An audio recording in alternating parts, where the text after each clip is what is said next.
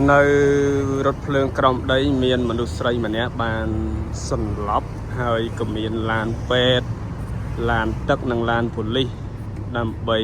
មកសង្គ្រោះនៅប្រទេសកាណាដានេះគឺឲ្យតែមានគ្រោះថ្នាក់អ្វីមួយដឹងតែឡានទឹកហើយឡានពេទ្យឡានប៉ូលីសមកទន្ទឹមគ្នាយ៉ាងយូរបំផុត5នាទីគឺមកដល់កន្លែងកើតហេតុហើយមិនដឹងថាគាត់មានបញ្ហាអ្វីនោះទេដោយសារតែអាត្មាចេញពីរថភ្លើងមកក៏ឃើញសន្លប់នៅលើឥដ្ឋហើយមានក្រុមសង្គ្រោះបន្ទាន់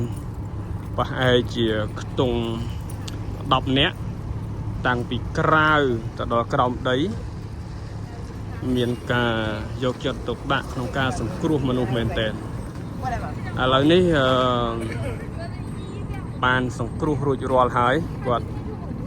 បានដឹងខ្លួនឥឡូវឡានទឹកចេញទៅមុនហើយឡានពេទ្យចេញទៅតាមក្រោយរួចមកឡានប៉ូលីសប្រទេសកាណាដាអញ្ចឹងញាតិញោមការសង្គ្រោះមនុស្សគឺយកចិត្តទុកដាក់ពីប៉ូលីសពីពេទ្យពីស្ថាប័នពាក់ព័ន្ធរួមគ្នាជួយជីវិតមនុស្សនៅទៅញាតិញោមនេះឡានទឹកនេះគឺថាបាញ់សាហាវមែនទែនគាត់ថាមានហានិភ័យអីអគ្គិភ័យអីគឺបាញ់ទឹកសាហាវអូខេញាតិញោមអាត្មាគាត់តែចង់បង្ហាញអំពីការសង្គ្រោះជីវិតរបស់ពលរដ្ឋកាណាដា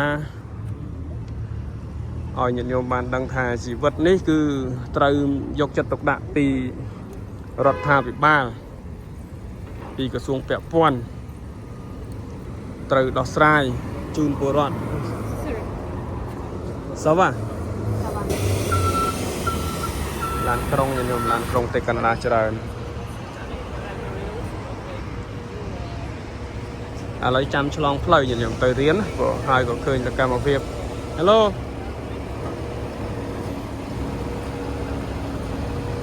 ញោមមើលមនុស្សច្រើនហ្នឹងនេះសត្វតែមនុស្សអូខេចម្រើនពរលាញោមអត់មានអីទេគាត់តែបង្ហាញអំពីការសង្គ្រោះមនុស្ស